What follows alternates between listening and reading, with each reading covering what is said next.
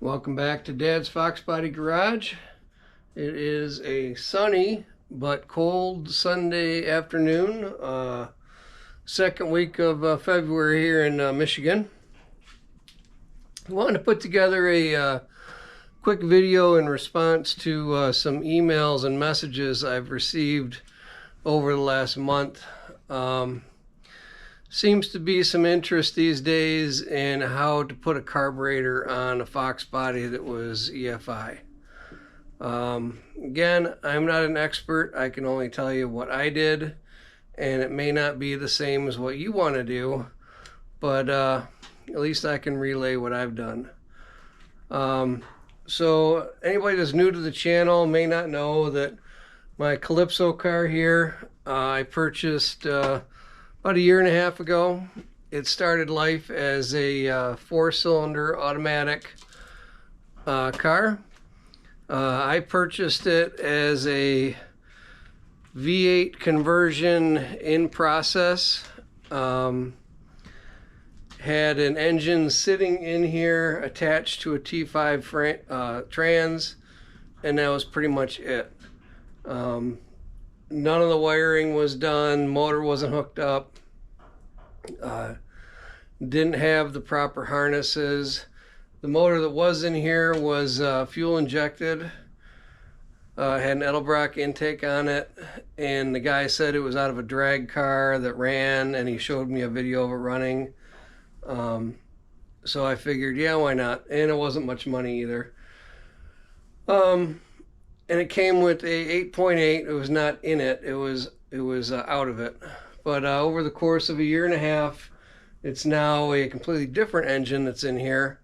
It's Explorer block with AFR 185 heads, YN 174 blower, a 8.8 rear end, and T5 trans, and just got the AMT carburetor on there last year. I have not driven it with that, but and I do have subframes on it now, subframe connectors, and we did a 373 gear in it. Does run and drive. Drove it last year, but so I guess to answer the first question, what does it take to put a carb on a fuel injected motor? So my project here is a little bit different than some. I think that some people are planning on leaving their computer in the car to control timing, where I have a two-wire distributor, electronic ignition. I purchased it from CJ Ponies, and then I locked it out. Again, if you want to see how I blew my head gaskets the first time, you can see how that distributor worked out of the box. But I believe a lot of the people are asking that can't tune in their fuel injection, so they want to put a carb on there and still control, the timing with the computer using the stock Ford distributor. So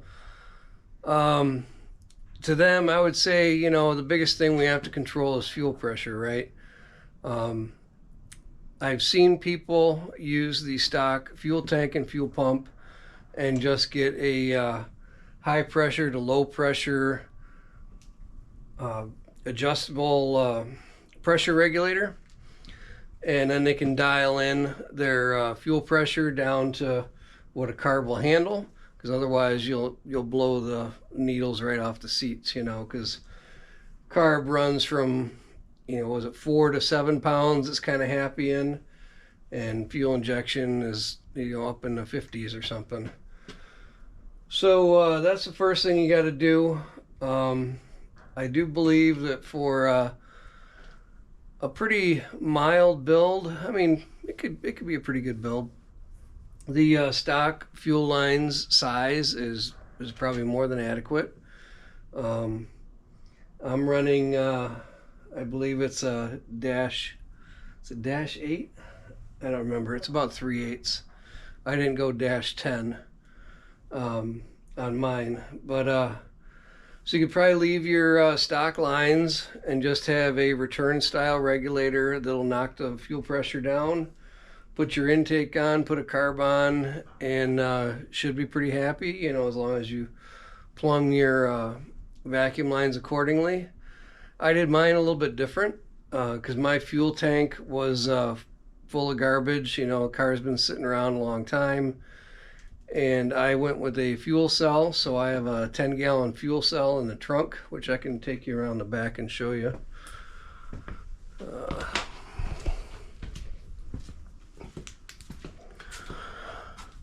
So as you can see, I have the fuel cell in the back. Sorry for the poor lighting. I don't have my little Harbor Freight light. I just have this little chintzy flashlight, but relatively clean install. And then underneath, if you can go back to the video prior to this one, you can actually see how I redid my fuel system. And you know, I have a Carter pump, which is set up for carburetor. Supposed to put out, I think it's 6 pounds or something. For some reason, mine puts out about 8.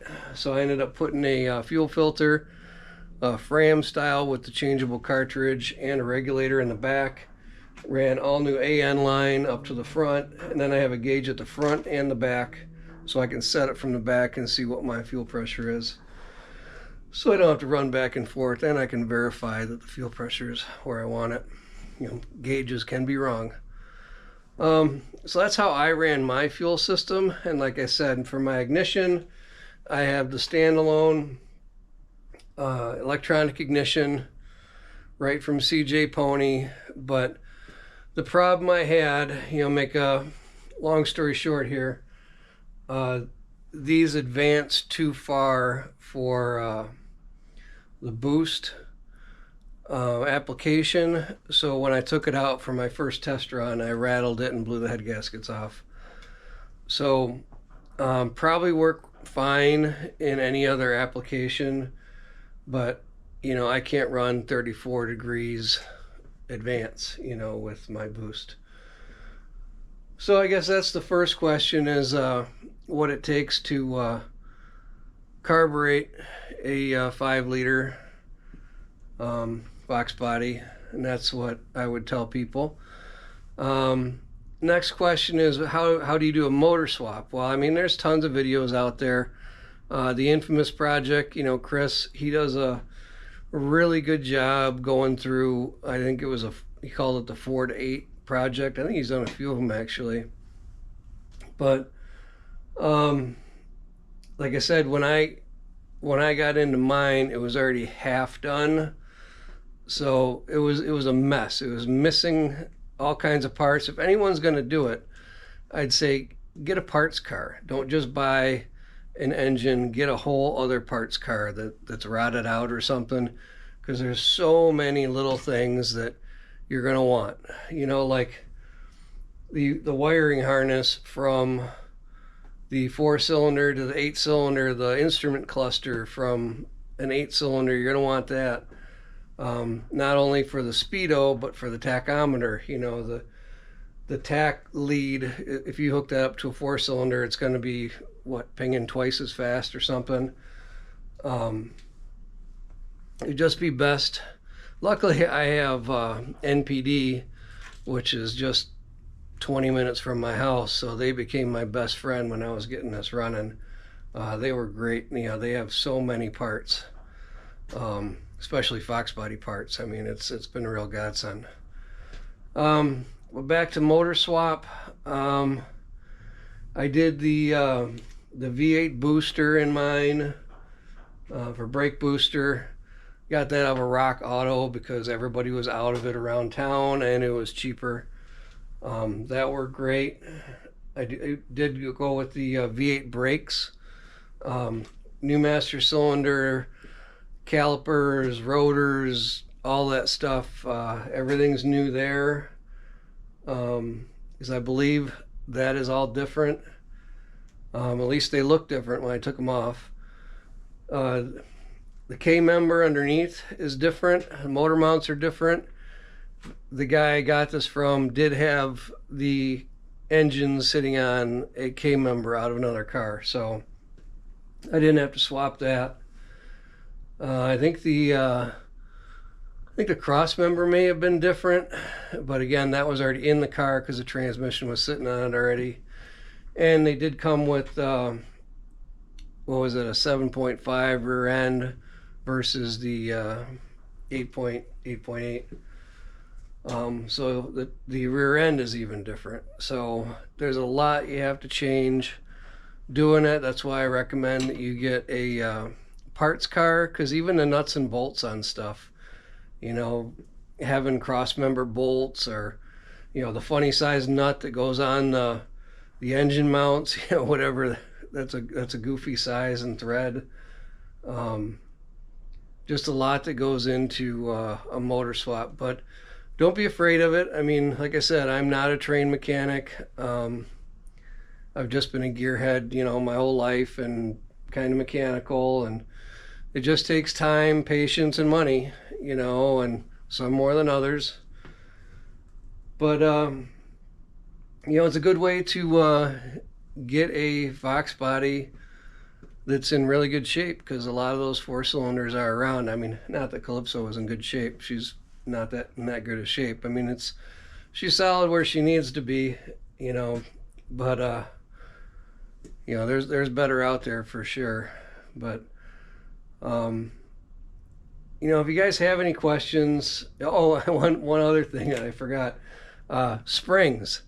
So when I first got it, they had 4-cylinder lowering springs in this. So I put the motor on it, and yeah, that front end was just scraping the ground. You know, it was really funny when I got it. And plus, once you put the blower on it and everything else, you know, it was pretty funny. It was really low. Well, they're still in there now, but I do have a couple choices here I'm going to put in. Try out. I have drag springs here, and I don't know how they're going to sit. It might sit too high. And then I have factory stock springs. So yeah, I could take a coil out of them if I want, get them where I want, but I'd really like to try the drag springs to see if they come up, you know, if they come up higher. Maybe give you more of that weight shift to the back. But sorry, the garage is a mess out here. It is what it is. It's winter time. You know, come summer I'll clean it up a little bit, but you know, it's just a 24 by 24 garage here, and I got 2 cars and a bike jammed in here. And you know, this is where we live in the winter time out here. So not always the best at putting things away, so to speak. But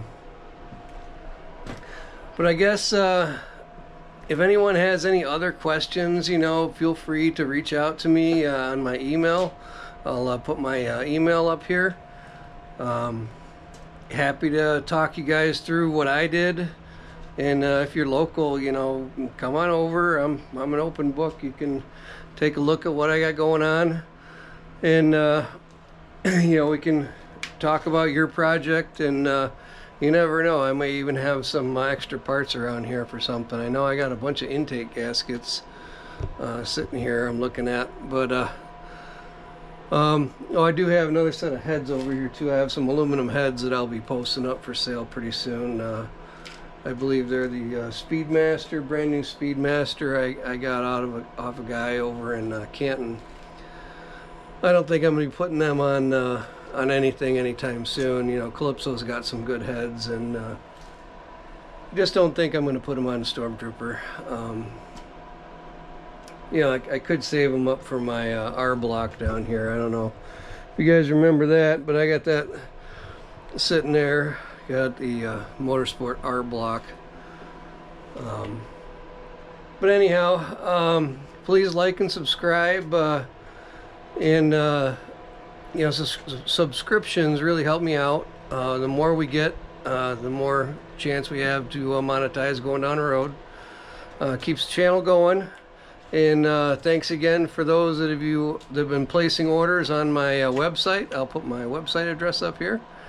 I do have Dad's Foxbody Garage t-shirts, hoodies, ball caps. The beanies went really quick.